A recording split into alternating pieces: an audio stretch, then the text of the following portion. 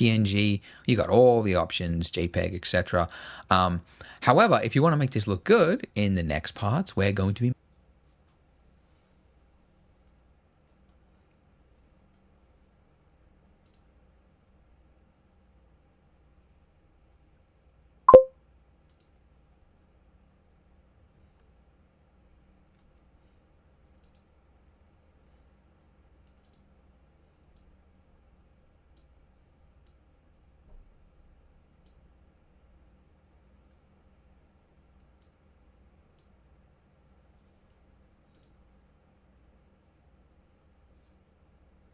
Great progress, Rob. Appreciate it. Appreciate it. Let's see this camera view. Fuck. Okay. I have to move this camera a little bit. We're going for a wide shot.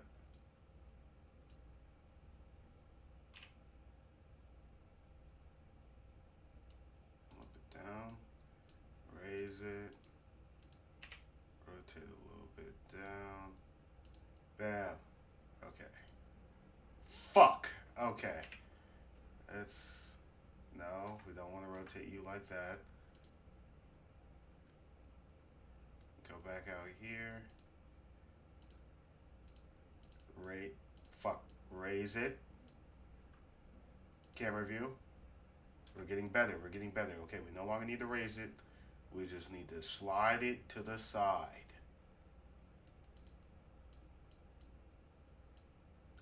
You can go down a little bit. You can go down a little bit. We just gotta back it up. Bam. All right. Lock on.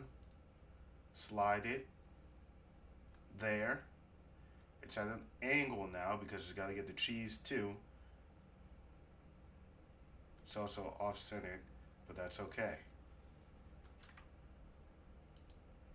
We can deal with that.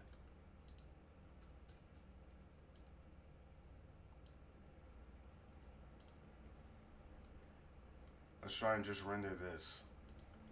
See what it looks like. Okay.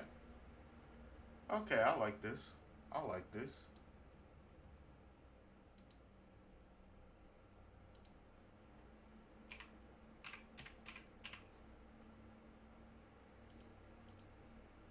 I like this. I like this a lot. Okay.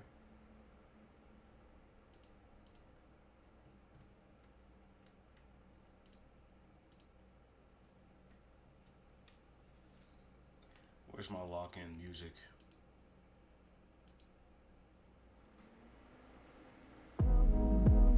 There it is. Thank you, Uncle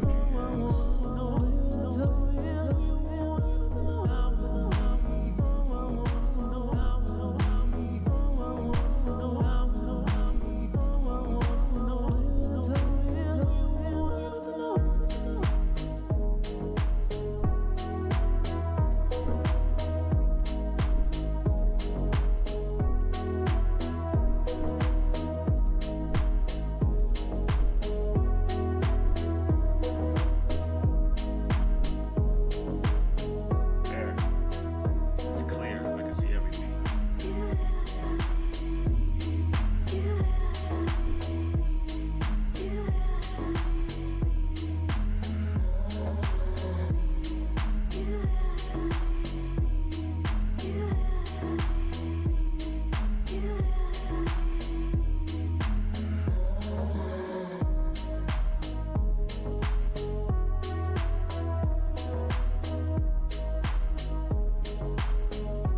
making this look much better by doing some texturing and making our table look good and adding some ceramic textures and things to different objects.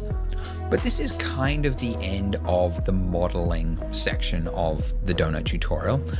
So we And if you thought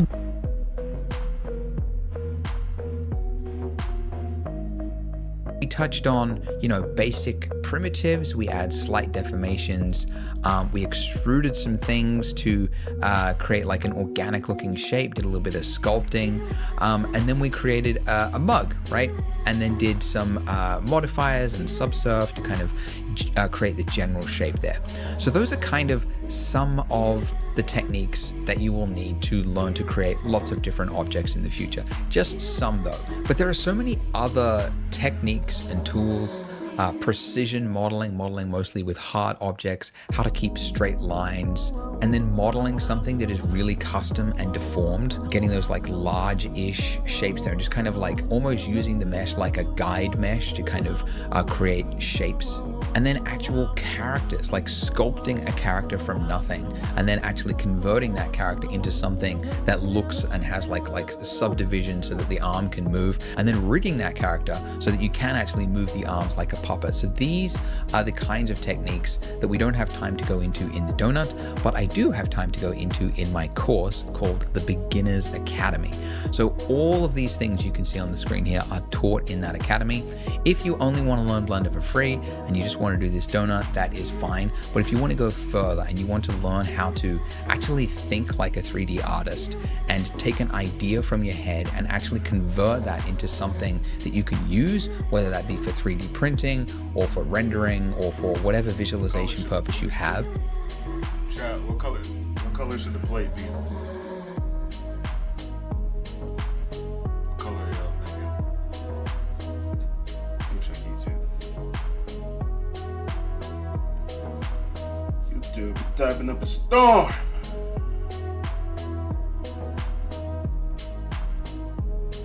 What color should the plate be, chat?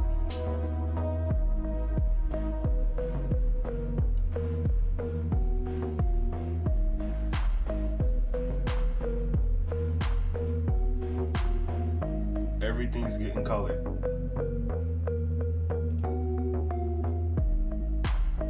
We already have red, we already have green.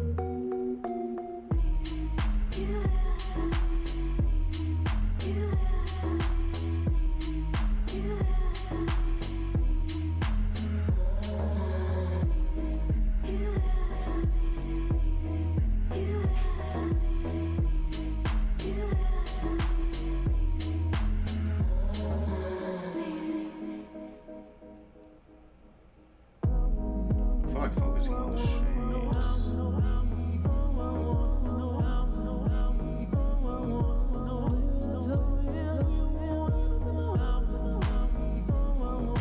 Blue complements this.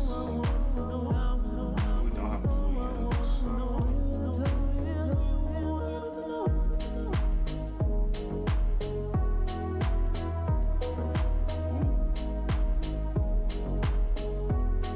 Value does a lot to it.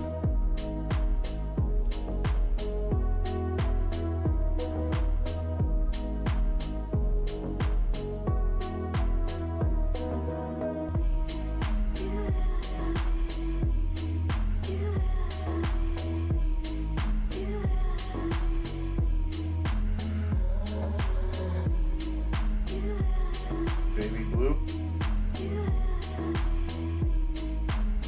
What app is that?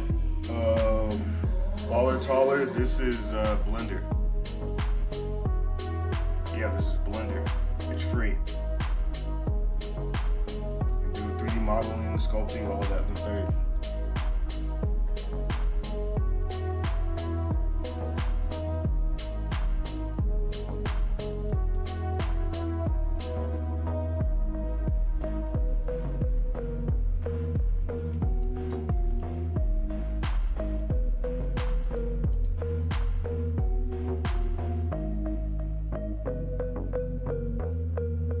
Magnetic. What does that mean? What am I doing on this? What am I trying to make? This is beginner. It's like a beginner's guide, so I'm just making a donut in a cup. This red thing over here, we made this trying to make a cup. One of our previous tries. In the chat on Twitch, they told me to keep it, so I'm keeping it. And then over here, we have a wheel of cheese with a bunch of dynamite sticking out of it. And basically, that's to represent the Twitch chatters as well, because they keep flashbanging me, which is a command they can use, by the way. They can just like go over here, click this, and then boom, they flashbang me. Wait for it. There it is. Loud as hell. But yeah.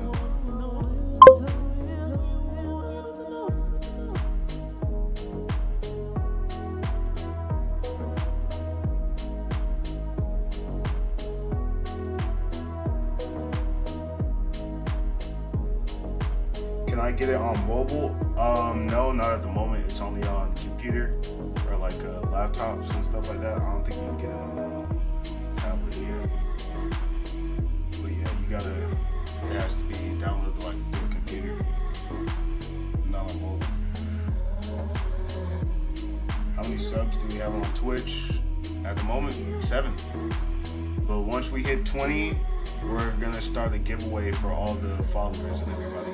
So pull up to the Twitch, follow, and wait, because we got a lot of stuff in store for the giveaway. Like Pokemon? I like Pokemon. That's what this course is about. It's teaching you those foundational skills to actually create something that you want to create. So if you're interested in that, the link for that is beneath this video. And it is designed for complete beginners who have finished the donut, but you've learned enough now that if you want to jump straight to that, you could. But if you want to continue on, we will jump into texturing next. I will see you in the next video. It's time to texture these bad boys, finally, after hinting at it for so long. So we added some simple materials, and that is actually fine for some types of objects. Like you might actually have a plate and go like, it's just a white plate, doesn't need any texture, but most things need texture. So I'm going to select my table floor here. I'm going to go to the material panel right here, and I'm going to add a new material since it doesn't have one. And let's look at how to add a texture. So right here where we've got base color, if we want to add a color texture, we just click on this little yellow dot next to it. I know that's not clear. Yes, you should sub to me. It will become clear when I show you nodes. But when I click this, you get this slide out menu with a bunch of different options here. And the one that I'm looking I have time to go into it. It's time to texture these bad boys, finally, after hinting at it for so long. So we added some simple materials, and that is actually fine for some types of objects. Like you might actually have a plate and go like, it's just white plate, doesn't need any texture, but most things need texture. So I'm going to select my table floor here. I'm going to go to the material panel right here, and I'm going to add a new material. What the fuck? Oh, there's a material. Since it doesn't have one. And let's look at how to add a texture. So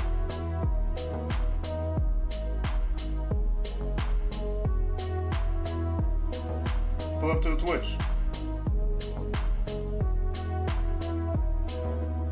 Yeah, pull up to the Twitch. right here where we've got base color, if we want to add a color texture, we just click on this little yellow dot next to it. I know that's not clear. It will become clear when I show you nodes. But when I click this, you get this slide out menu with a bunch of different options here. And the one that I'm looking for says image text.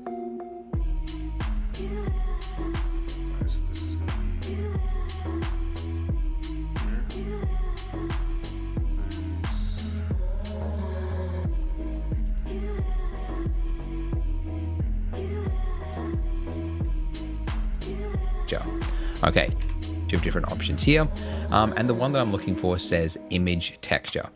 Okay, so now I can hit. For YouTube, I don't have Twitch. Damn. There's a delay. I only see your messages like 2 minutes after you send them on YouTube, by the way. Well, you only hear me 2 minutes after I speak, by the way. But yeah, you should sub up. Sub up to the YouTube. I got it right there as well. But yeah, I'm like documenting everything.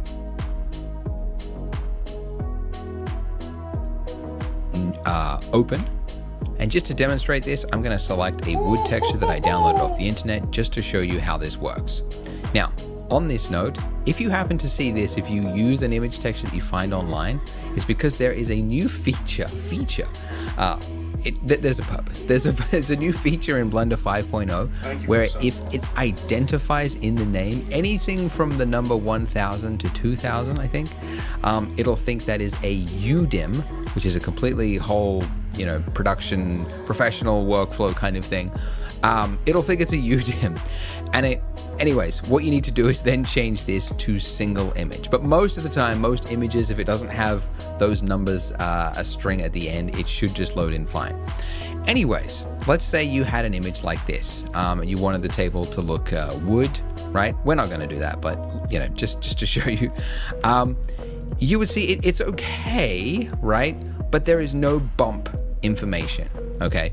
And that is because, of course, the 3D software doesn't know that there's supposed to be crevices here, right? Little dips in between the table, the fine tooth grain of it. It has no idea because it's just taken with a single camera.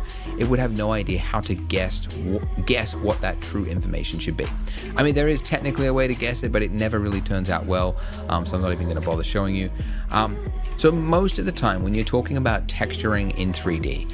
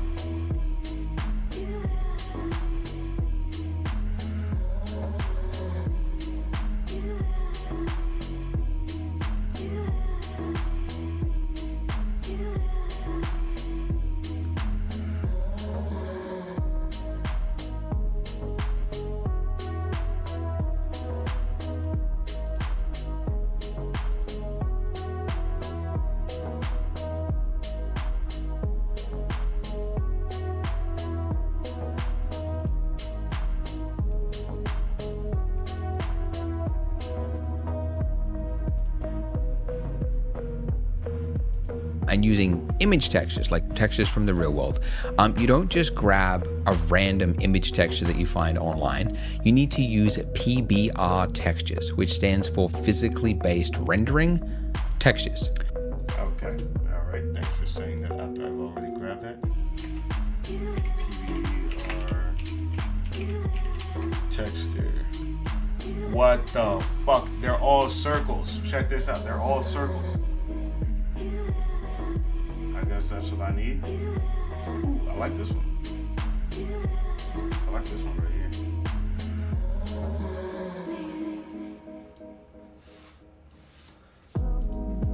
And there are many different places that you can get PBR textures from. The best website that I think is Polygon. Polygon.com. POLIIGON.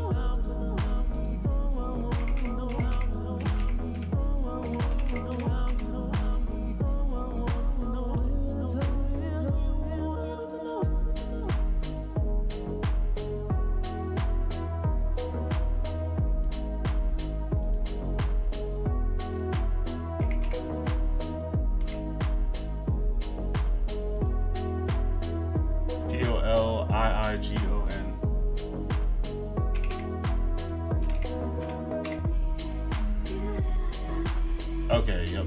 This is the right place.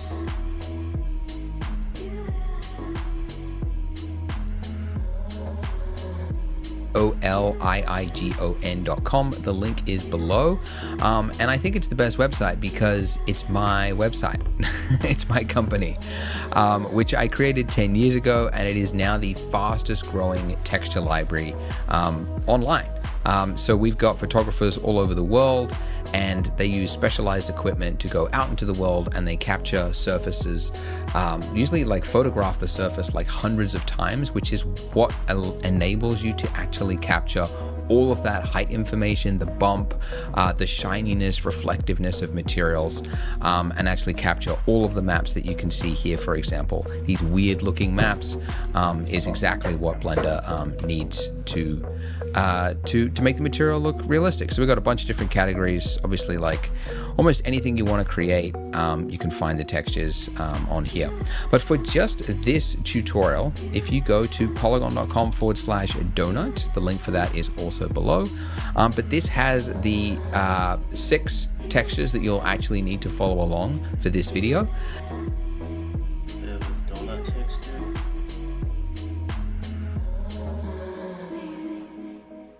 Bookmark this shit. It better have literally everything.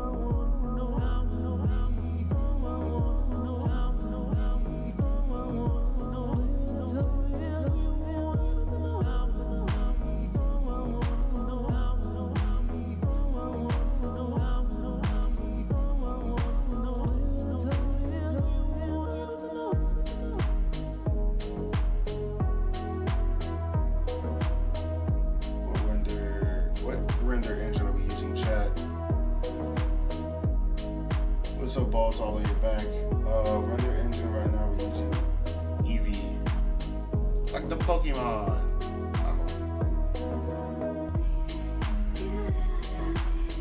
Team freelance. Technically this is freelance.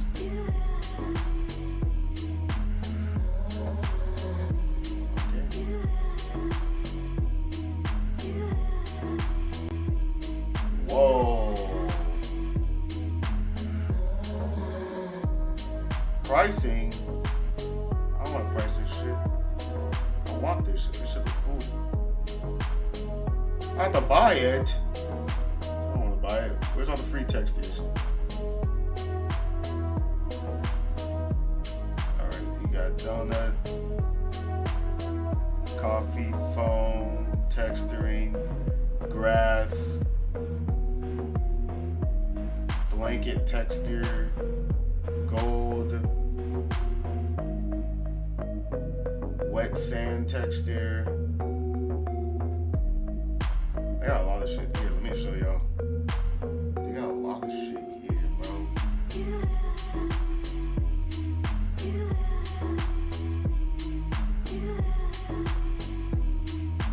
So they got 59 free ones.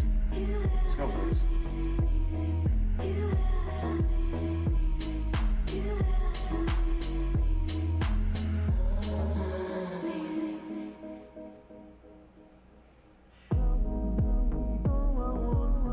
Drag and drop to zip file, Blender, don't unzip it, click open pop-up, and click pop-up.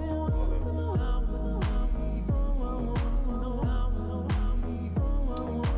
up. Here.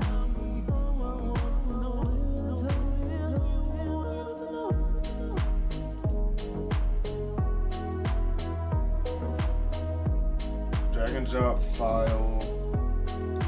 What's up, Jacob Y?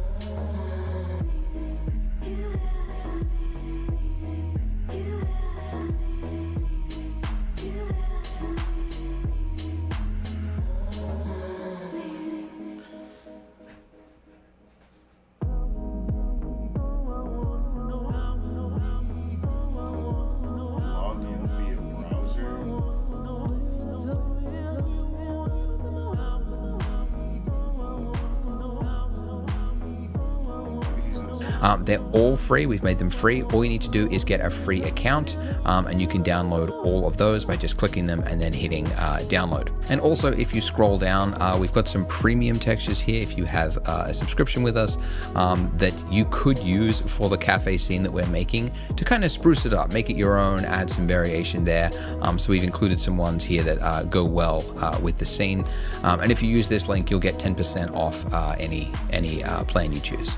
So the first texture I want you to start with is going to be our cafe table, and obviously you could use any text for that. You could use some of the ones down there if you wanted to, but I want you to start with this one, this concrete texture, because we're going to make this look like a concrete table, something that a lot of cafes can sometimes have. Now we actually have a Blender add-on which makes downloading and importing these things even simpler, but I want to give you the traditional way to import PBR textures first so that you know how to use PBR textures just flat, and then I want to show you the easy way after. So once you've got your free account, you can come back here and you can click on download, this big download button. So that'll give you an 8K texture. You probably don't need it. You could probably get by with 4, but I'm going to get the 8K just to show you how it looks. Now this will download a zip file like here. Okay, so it should be fairly quick. It's about 289 megs.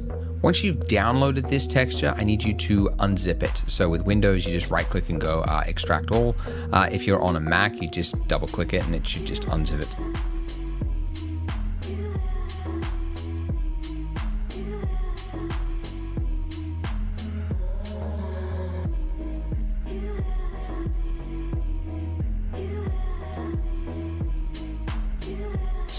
Now that I've got that, you can see you've got like a preview image there. We don't worry about that. It's the stuff that's in here. This is the good stuff. This is the one we actually need to use.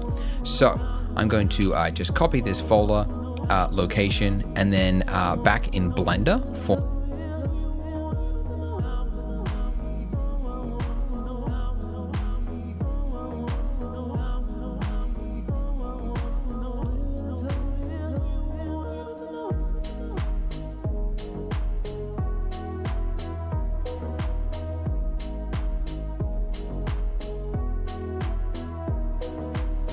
my selected plane here underneath base color. I'm just going to, just like before, select image texture if you haven't already. Then I'm going to click open. And then a lot of these images look pretty similar. There's very little detail across them. There is some, but the one we're looking for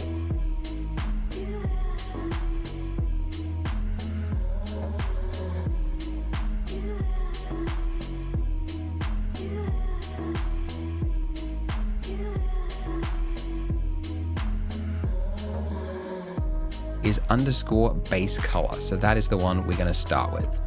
Okay, so this has given us a nice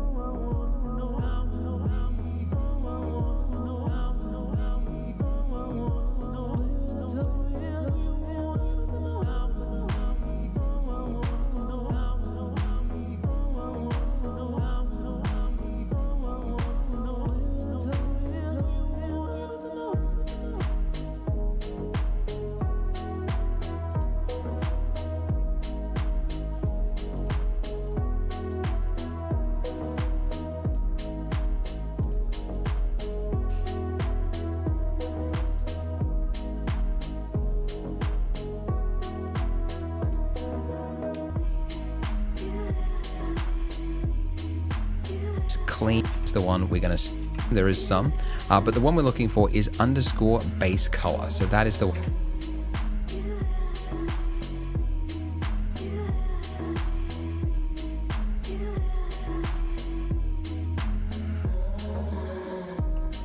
Alright, we're looking for underscore base color.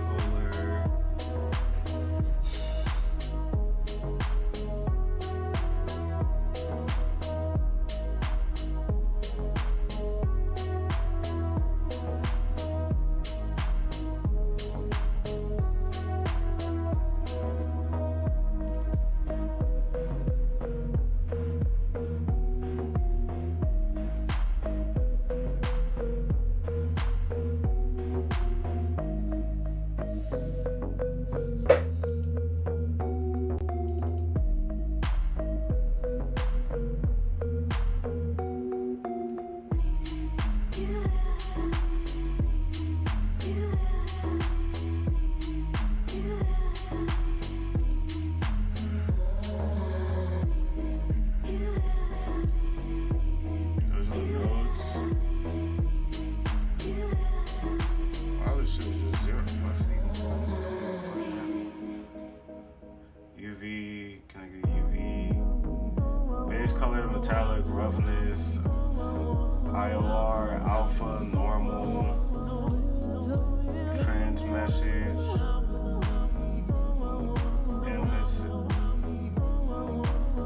emissive, surface, volume. Okay, so I can't do these. Thickness.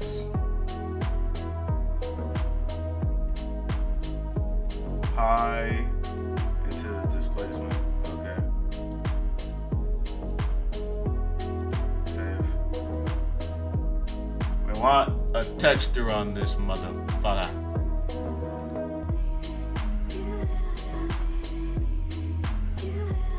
That's just the actual color. Do I have to go through each of these?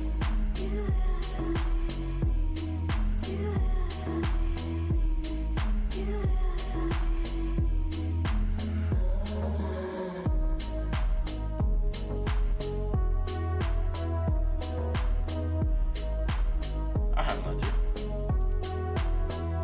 Don't need that. Don't need this. I'm just gonna look up wood PLI file. I'm just gonna look up free PBR textures.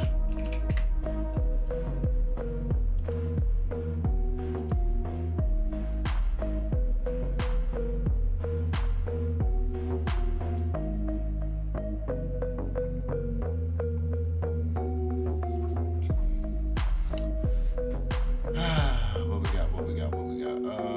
This one was cool.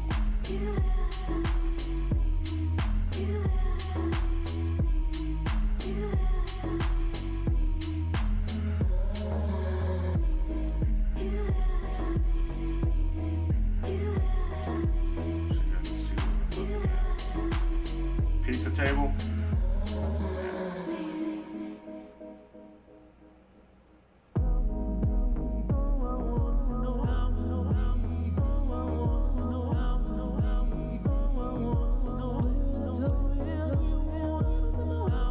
Fabric table. Grass. Fabric actually doesn't sound that bad. Now that I think about it.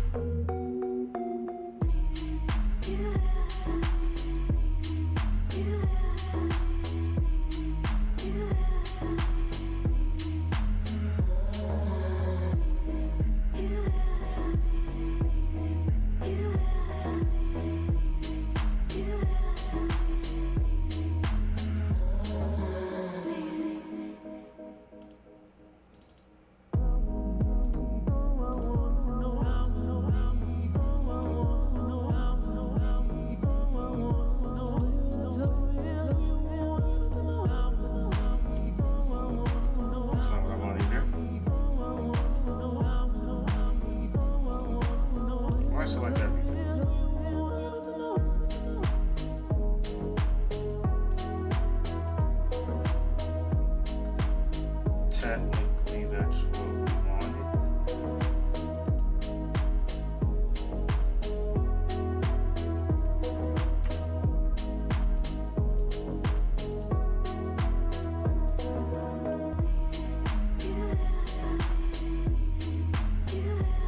One we're going to start with.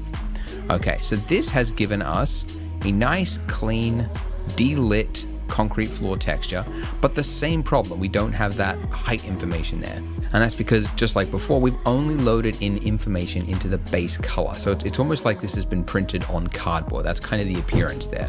So we need to load in the other PBR texture maps, they're called, all of those different images that we downloaded.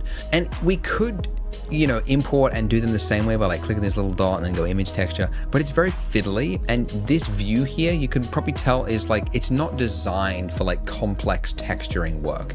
If you want to do complex texturing work, you should click on the shading tab at the top of your screen. Now this view looks completely different. You've got a 3D view at the top. You've got these nodes here, which are very useful. And then you got two over here that I think are kind of pointless. I don't really think they should be here. I've never really wanted them. So I'm going to right click on the like the divider between these little windows here. I'm going to say join left, and then I'm going to do the same for the bottom, join left. And then I want to flip it because I don't really like having like the top view and this. It's like, it's too widescreen to like look at things like this. So instead I'm going to right click this, say join down. And then at the top of my screen here, the top of the little divider there, until I get that little arrows, I'm going to right click and then I'm going to say vertical split. And then to make this one on the right hand side, those same shader nodes that we had from before, split. I get that little arrows, I'm going to right click and then I'm going to say vertical split. And then to make this one on the right hand side, those same shader nodes that we had from before, click from this little drop down at the top. By the way, if you don't see it, you just have to like middle mouse, like grab and pull across, and you will get all the way to the end there. But yeah, if I click that and then go shader editor, then close this by hitting the N key. It's a lot of steps. But now I have my shader nodes. So the shader nodes over here, this is actually the same information as what we have in our material over here. For example, if I was to adjust this roughness, you can see that it's adjusting both of those values there. And when we added in this and we clicked image texture, it was basically in the background adding in this node here, which loaded in the image texture. So this is it's a simplified view. If you want to do like small changes to a material, you use this panel here. If you want to do anything more complex than that, you use the shader nodes here. And it's pretty self-explanatory to understand how shader nodes work. It's like over here, this is your material output. It's the final material. And generally you have a shader, which is something like this, Principled BSDF. That is the shader that you use for like 99% of materials now. And then you just have a bunch of values. And then you can connect things into this to do different things. And I'm going to show you how we can like tweak this texture and do a bunch of stuff. But first, let's load in some of those PBR texture maps. By the way, if you're wondering, the view on the left-hand side of the screen here, why does this look different? This is because, and again, a middle mouse drag along the top there, we talked about the 3D viewport, we talked about the rendered view mode. We didn't talk about this one. This is the material preview mode. And it's literally designed for previewing materials because it loads in a like fake world view around it called an HDR, which you can actually swap out here so you can see, you know, different types of environments. But it's a way to like quickly visualize a material of called an HDR, which you can actually swap out like fake world view around it called an HDR, which you can actually swap out here so you can see, you know,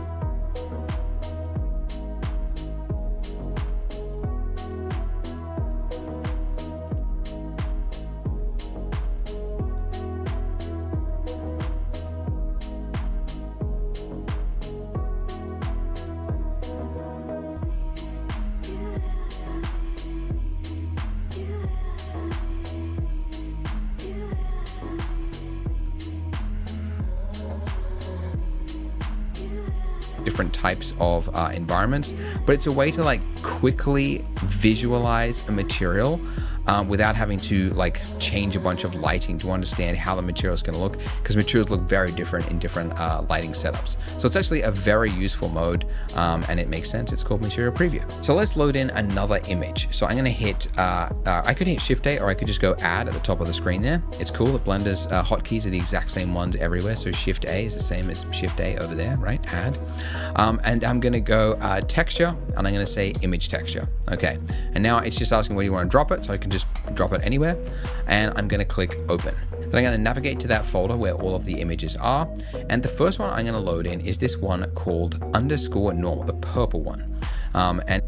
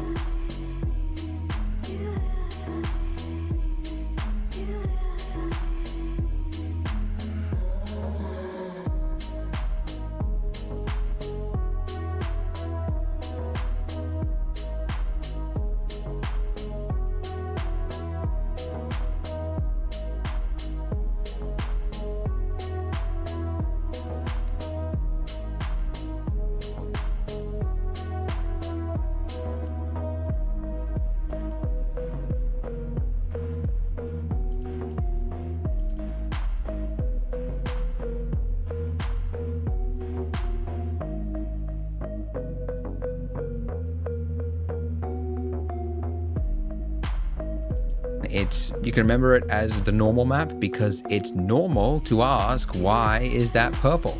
That's how I remember it. Then just hit Open on that.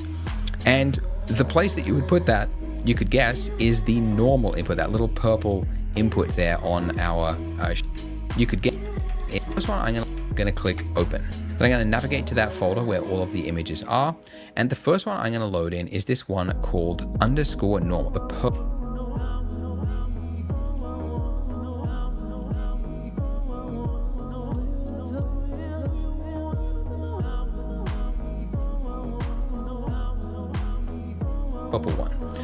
And you can remember it as the normal map because it's normal to ask, why is that purple? That's how I remember it. Then just hit Open on that. And the place that you would put that, you could guess, is the normal input, that little purple input there on our shader there. So the way you connect something to something else is you just, where there's a point, you just click that point and you just drag out and connect it to another point, and then you release. And then it is connected. Now you can see that there is some bump information now, but you wouldn't know it, but this is actually the wrong, it's partly the way to connect something, but we need to do something else. First of all, you can see that between here and here, whoops, we've gone from a yellow input to a purple input.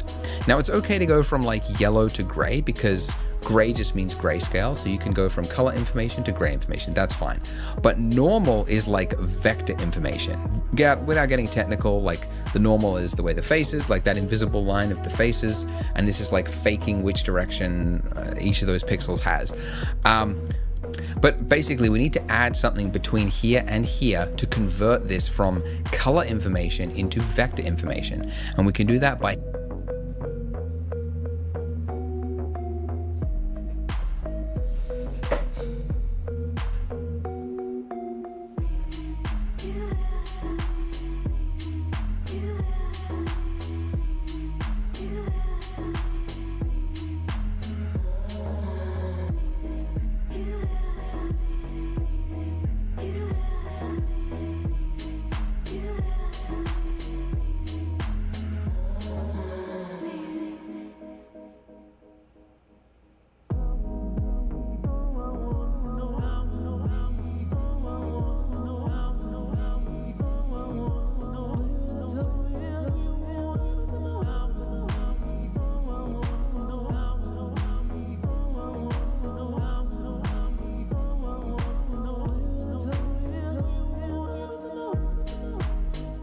hitting Shift A.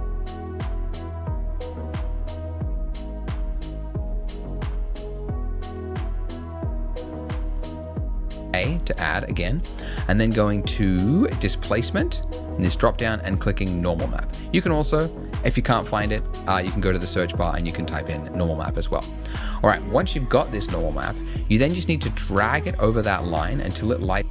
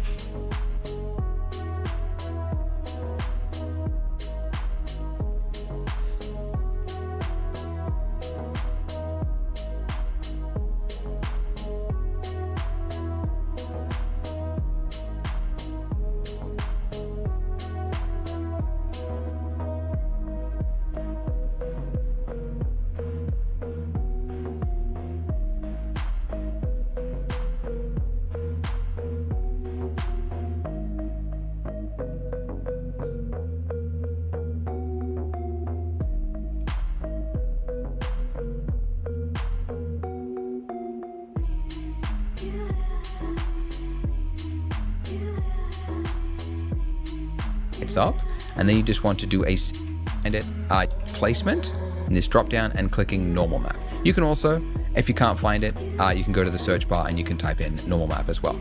All right, once you've got this normal map, you then just need to drag it as but basically we need to add something between here and here to convert this from color information into vector information.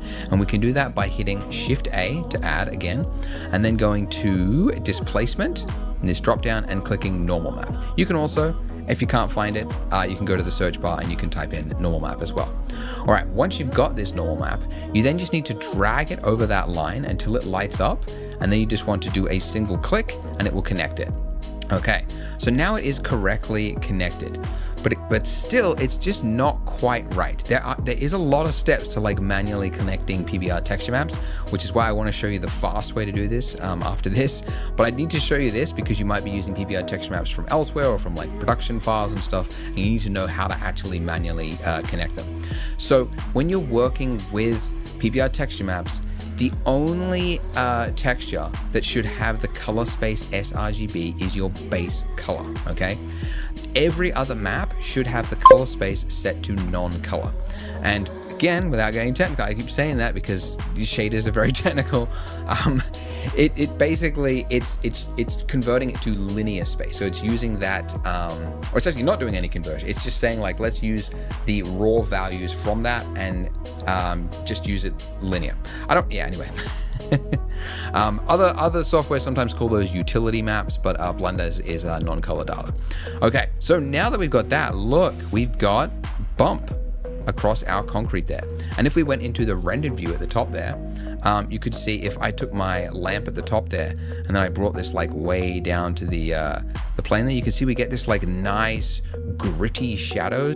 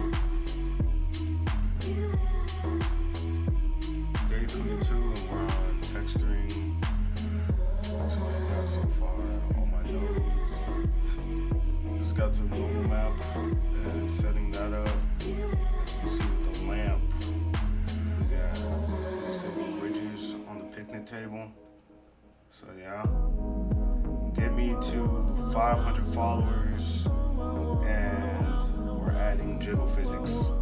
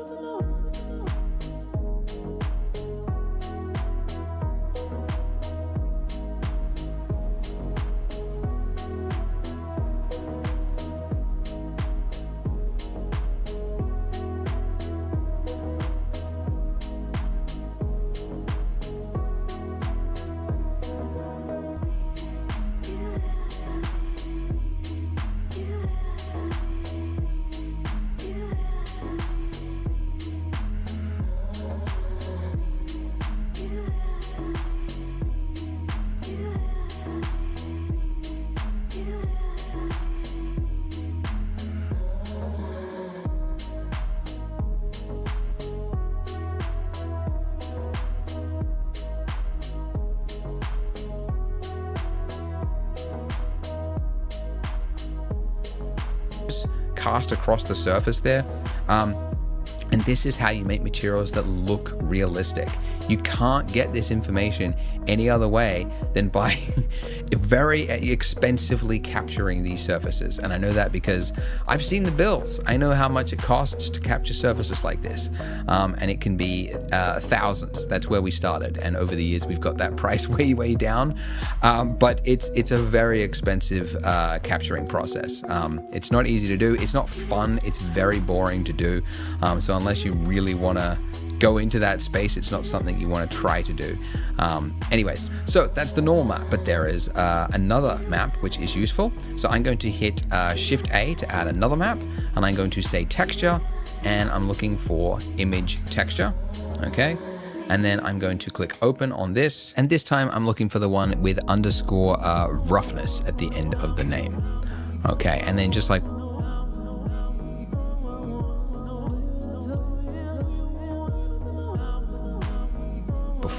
with underscore map, and I'm going to say texture, and I'm looking for image texture. Okay. And then I'm going to click open on this. And this time I'm looking for the one with underscore roughness.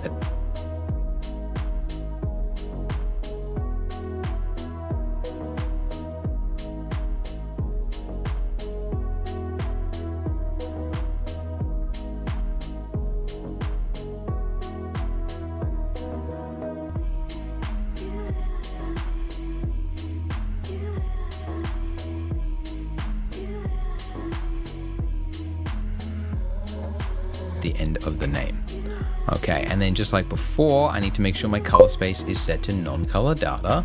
And then finally, I want to drag this out to plug into my roughness input.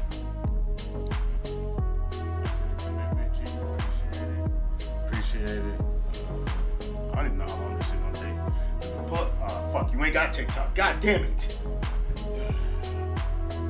I'm telling you anyway. So, if they pull up to the fucking TikTok and they get me to 500 followers, I'm gonna add jiggle physics to this.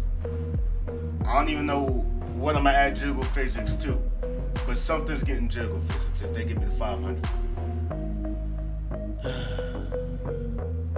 What is this? Color to roughness. There's roughness. Oh, fuck. We fucked up. There we go. Whoa. Okay. Hold on. Just a little closer. Slide that over. Damn. Okay. That looks real.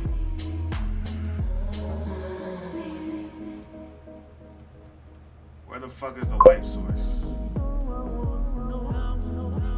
Here it is. Slide that a lot fucking closer. Whoa. That looks fucking real. Okay. Slide this closer, move it a little bit down so it's like you can put some lamp on the table. LOL. Something gonna jiggle. Damn, that looks great. Appreciate it. Appreciate it.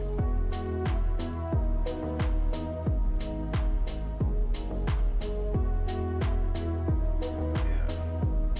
Okay. I like this. I like this. This is fun. It's an interesting way to spin out looking. It's like lighter than darker over here. So we're gonna keep a light right there so we can see everything.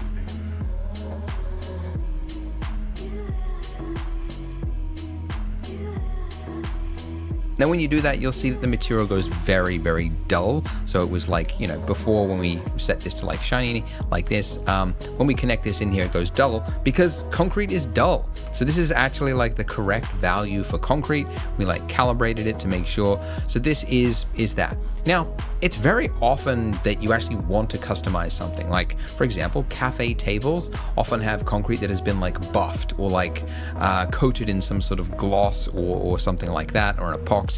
So it's totally fine to just want to have like the free control of the slider there and not use it. Like the maps are there if you need them, right? If you really want to go for something realistic, you would use them all, but sometimes you don't, and it's totally fine to just disconnect them. Now the other maps here, by the way, if you're curious, this yellow one, ORM, we don't use that in Blender. That's used by game engines. Polygon provides them because we, serve all the different renderers and softwares out there. Displacement is a different method than normal map. We're actually going to use that on the donut. Metallic is if the material contains metal. That's the only time you would use that. And then the other one is occlusion map, an ambient occlusion map. That's if there's like deep crevices, like if it's like a pebble pathway or something like that. This is the actual like shadows that like collects inside of crevices. But we don't need that. Honestly, most of the time, these three maps, the base color, the normal map, and the roughness, that is like 90% of materials. And that's really all that you need for those. But it is still very finicky to do this, right? Am I wrong? Like having to remember the color space and connect this and convert that, and like even just these three things was like 30 clicks. So that is why most people that are dealing with PBR textures don't want to have to do this. They want to use an add-on like the Polygon add-on. So at the top of the page on polygon.com/donut, you can click this link that says download Polygon add-on, or you can just go to /Blender. This will show you how to install it. If you don't want to read that, I'll show you how to do it right now. Unlike before, when you have your zip file, do not unzip it. Blender actually needs this zip in order to properly install it. So what you do is you drag out and you release the zip file from anywhere on the computer, and then it will say install this, because it'll recognize as an add-on, and then you say yep, install it, and you say okay. Now if you go to edit, preferences, then go to add-ons, you should see one there called Polygon at the top there, which means it has been successfully installed. If it didn't successfully install, maybe you're on a Mac and maybe it actually automatically unzipped itself, in which case you need to rezip it and then drag it over. But yeah, it should install if it is properly zipped. Now, once you have done that, in your 3D viewport over here, if you hit N, which brings up your properties, you should see a tab there that says Polygon. Then if you just like one click log in, this will take you here, and then it will just say login confirmed. Go back into Blender and you should see now we've got materials in a scroll bar, right? Which is pretty cool. And I can type in anything I want. Let's say sprinkles, because I know there's some sprinkles materials here, for example. But you could also browse by category, right? You can look at all the different ones. And importantly, this will actually download it. So one click download like this, and then one click apply. And look at this. All of this has been set up automatically.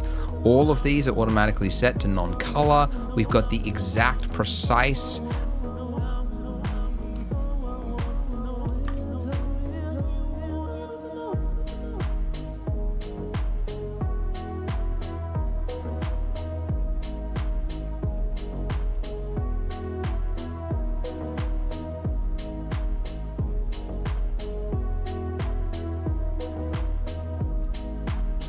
we're gonna check.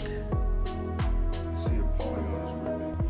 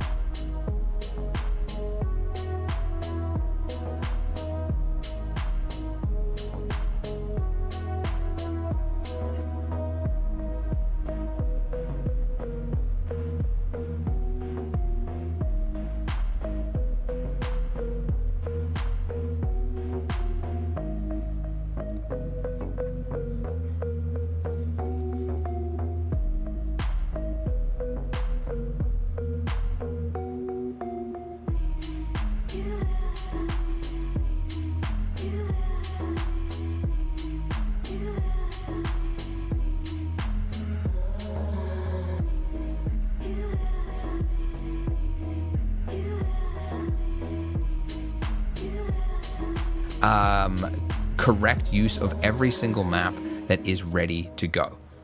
But anyway, go back to my previous material.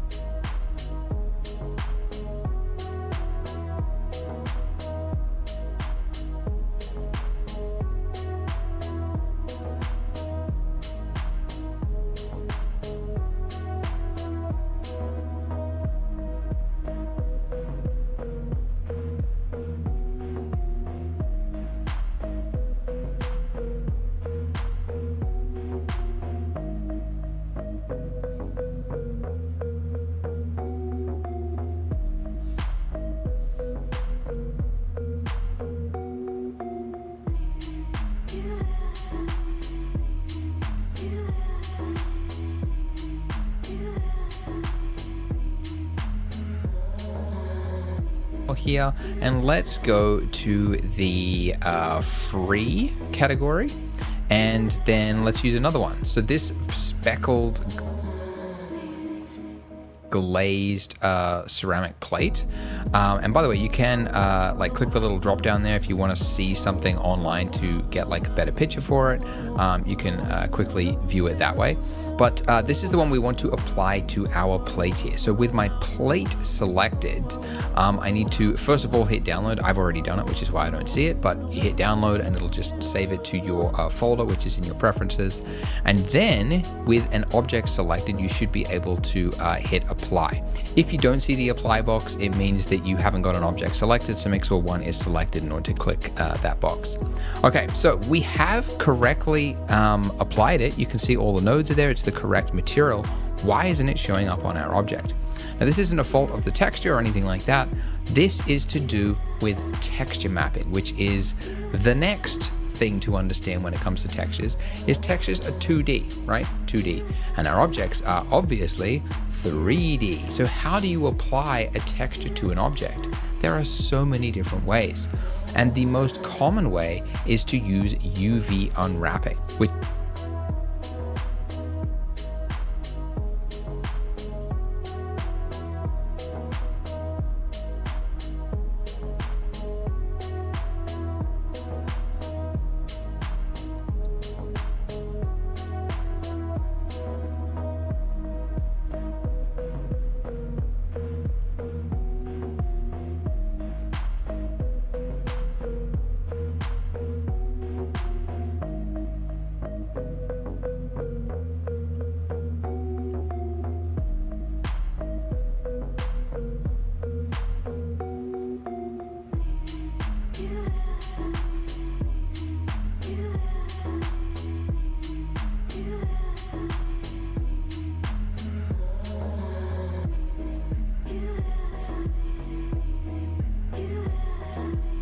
is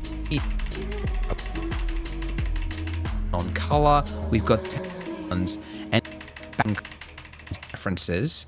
Then go to add-ons. You should see one there called Polygon at the top. From anywhere on the, or you can just go to /Blender. This will show you how to install it. If you don't want to read that, I'll show you how to do it right now. Unlike before, when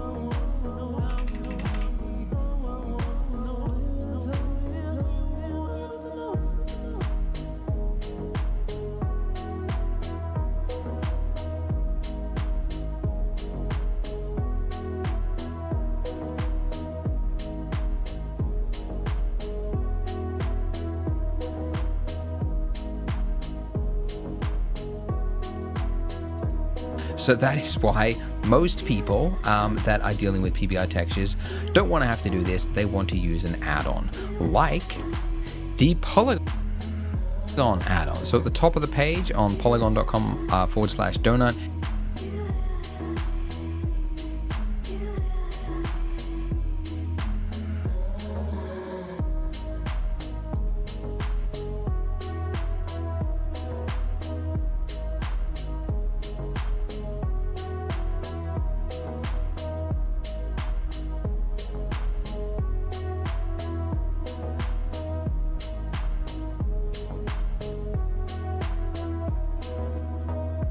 you can click this link that says download Polygon add-on, or you can just go to /Blender.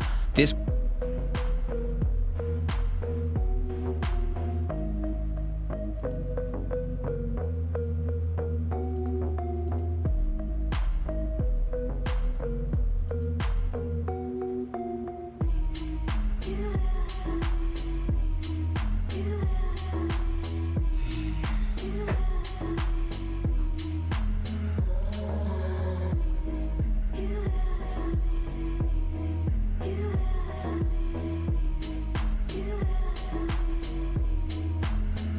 will show you how to install it. If you don't want to read that, I'll show you how to do it right now.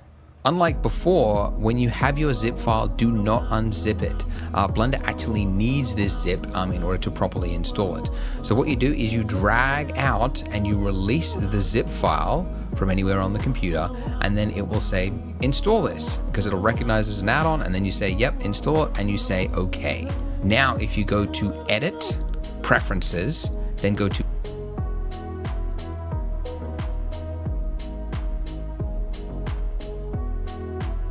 add-ons. You should see one there called Polygon at the top there, which means it has been successfully installed. If it didn't successfully install, maybe you're on a Mac and maybe it actually automatically unzipped itself, in which case you need to rezip it and then drag it over. But yeah, it should install if it is properly zipped. Now, once you have done that, in your 3D viewport over here, if you hit N, which brings up your properties, you should see a tab there that says Polygon. Then if you just like one click login, this will take you here, and then it will just say login confirmed. Go back into Blender and you should see now we've got materials in a scroll bar, right? Which is pretty cool. And I can type in anything I want. Let's say sprinkles, because I know there's some sprinkles materials here, for example. But you could also browse by category, right? You can look at all the different ones. And importantly, this will actually download it.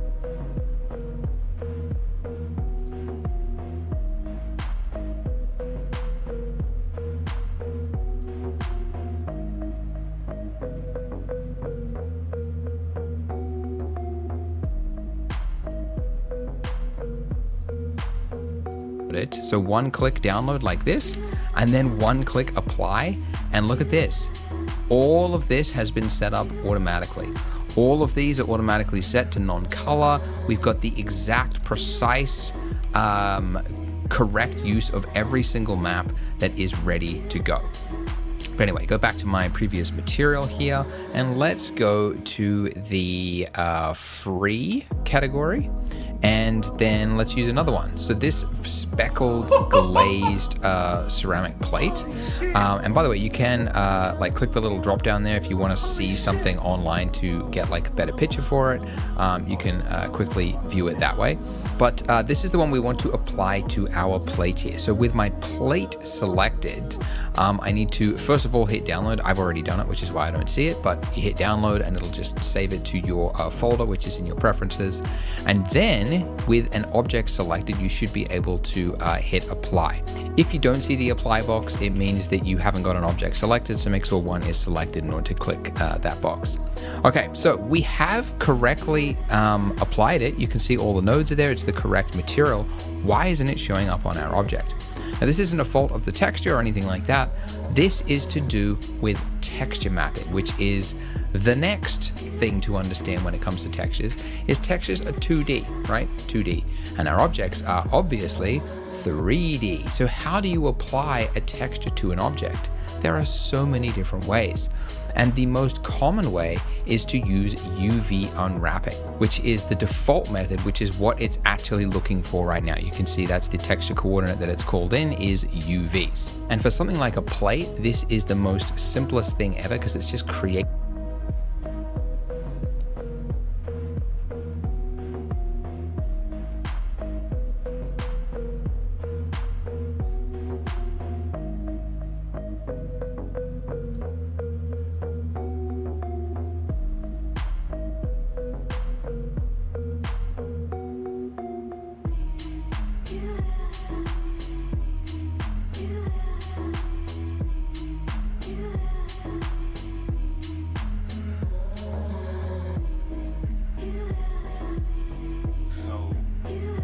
That looks real. The table looks real. The cup, the plate, and this motherfucker, those are gonna be next. And the cheese, of course, and the dynamite. But that looks real. I just figured out how to fucking use these knobs and shit using Polygon. And it just maps it. It maps it out fucking perfectly. That saved me like 45 fucking minutes. Holy shit, I love this.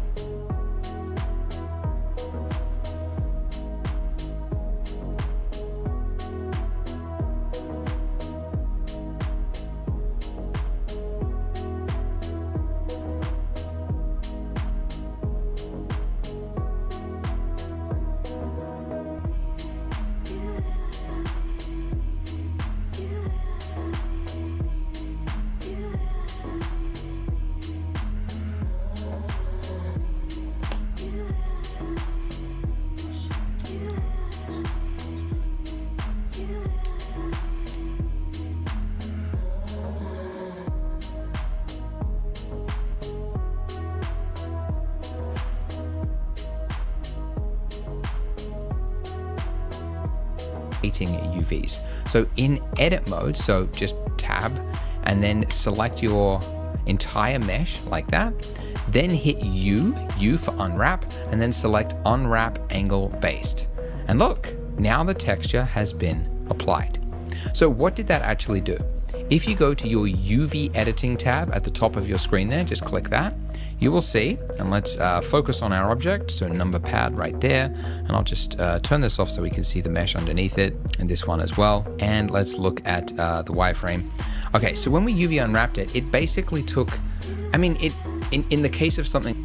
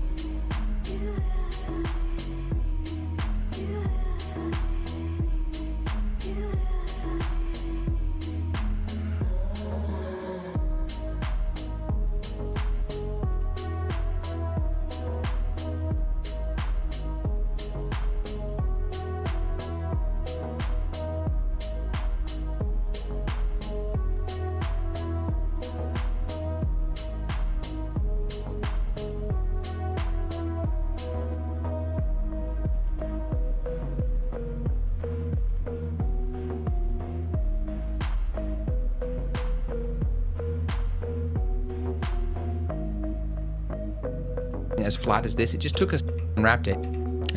Object, so number pad, higher mesh like modes is the most simplest thing ever because it's just creating UVs. So in edit mode, so just tab and then select your entire mesh like that.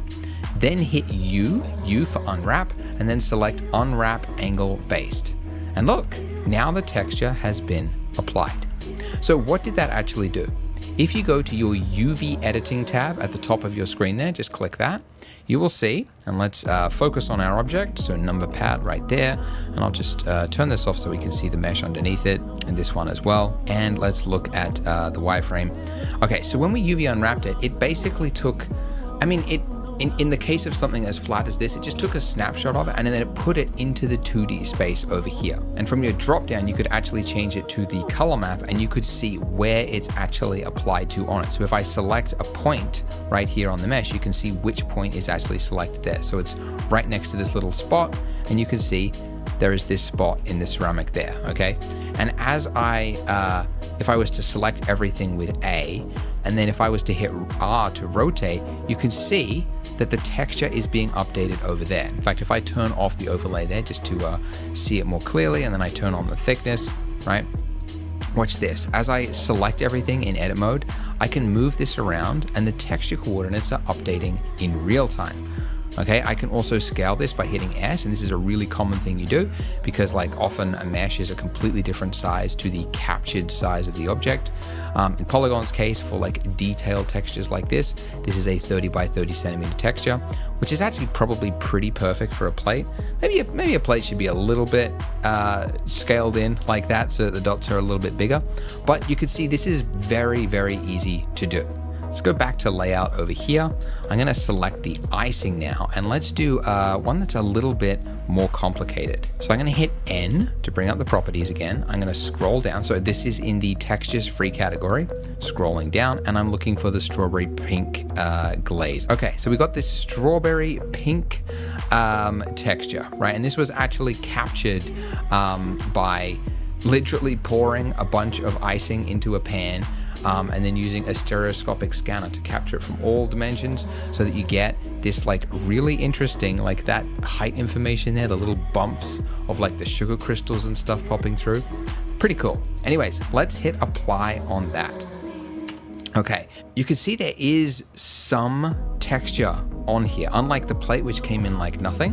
And the reason for that is that when you add in a torus, like certain primitives we added in a torus, it actually comes in with UV unwrapping already created. Okay, so with this one here, so it's already got some UVs, but all that extra work that we did at the bottom there, like extruding some things down, that's all been missed. All of the way that things have been shifted because now it's lumpy, all of that is missing as well. So it would help to actually UV unwrap this again and project these points in a way that actually matches the mesh.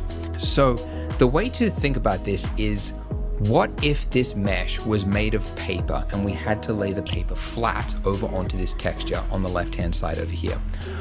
Where would you place the cuts on the mesh in order to lay it flat? And in the case of something like this, where I would place the cuts would be essentially along the edge, right along here. Okay, so if I alt-click along that edge there, that should select all the way around it. So do check that it goes all the way around it. If it doesn't, then this next step will come out a little bit funny. Anyways, now that I've selected that, to add a cut, we're gonna hit Control E, and then I'm gonna select Mark Seam, okay?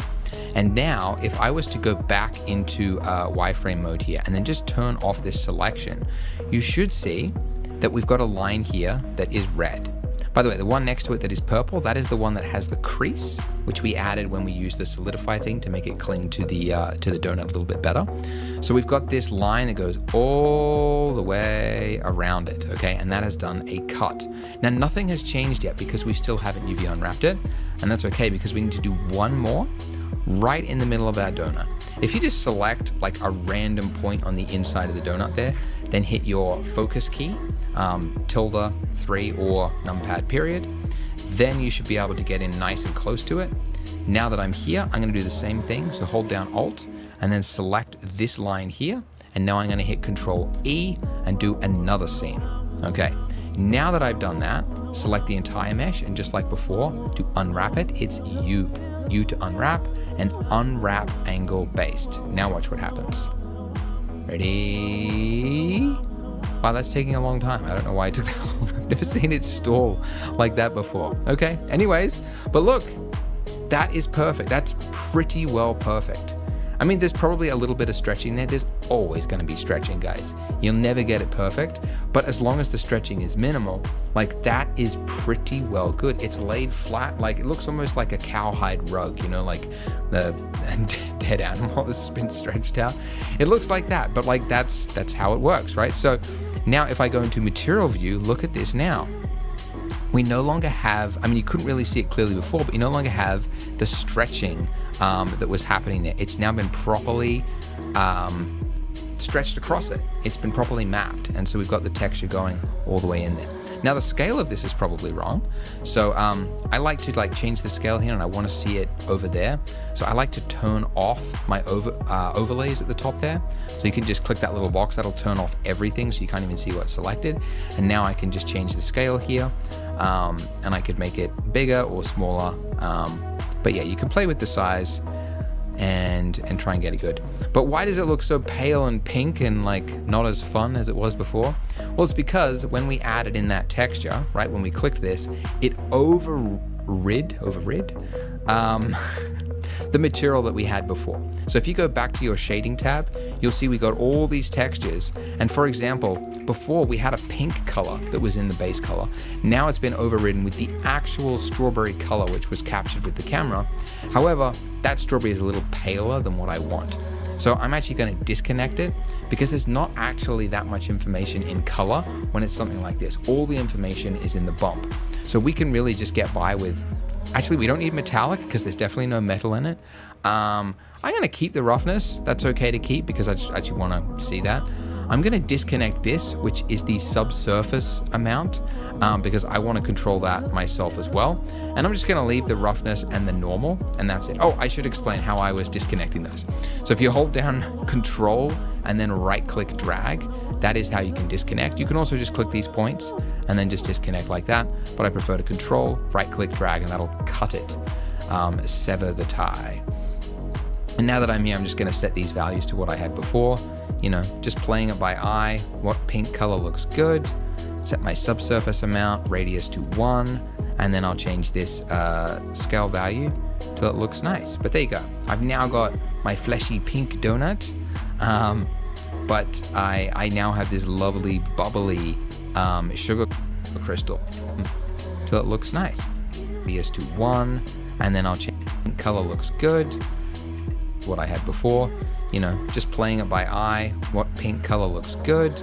Set my subsurface amount, radius to 1, and then I'll change this scale value till it looks nice. But there you go. I've now got my fleshy pink donut, but I now have this lovely bubbly sugar crystals, real glaze going on the donut. All right, now let's do another fun one. Let's do the donut itself. Now this is an interesting one that I had my team do before I started recording. I had them go out and scan a real donut, scan it all the way around, then map it to a torus, and then just get the extracted data. And because this has been already UV unwrapped to map the exact square, just like what we, just like what is captured for this type of map here. Now I can just apply this and it'll automatically do it. So let's do that. Hit apply, and that's pretty good. Like, that's nice color. We got nice bump there. If we bring back our icing, you can see that's already pretty good, right? But there is something else that we can do, because when I was talking about shading, you might remember I mentioned that there is 2 different ways of creating bumps, right? And the normal one, the purple one, that's the one we've been using thus far. But there's another one here which comes in disconnected, and it's the displacement map. Now, in the newer versions of the Polygon add-on, like the next version that's coming out after this, you'll be able to, in this last use box here, you'll have an option that says displacement type. You can currently see it in cycles. So if you use that, you can change it here to displacement and bump. But because Eevee only just came with this feature to enable displacement, it's not yet there. So we would have to connect it ourselves. But essentially all it's doing is when you change that little drop down there, if I grab all these things here, hit G to move.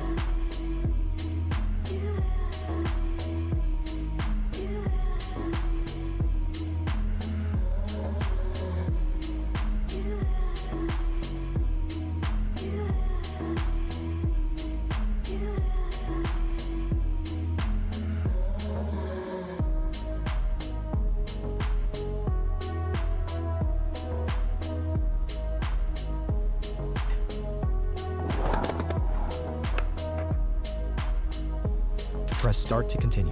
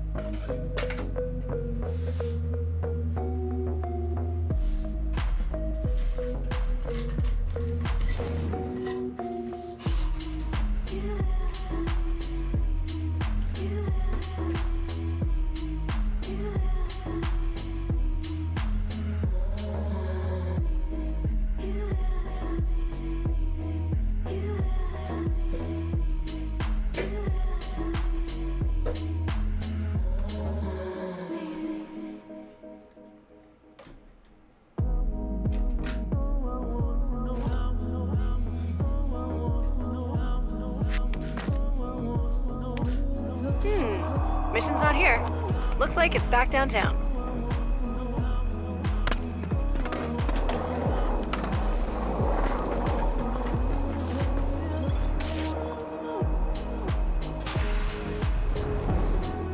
Feel that? And go.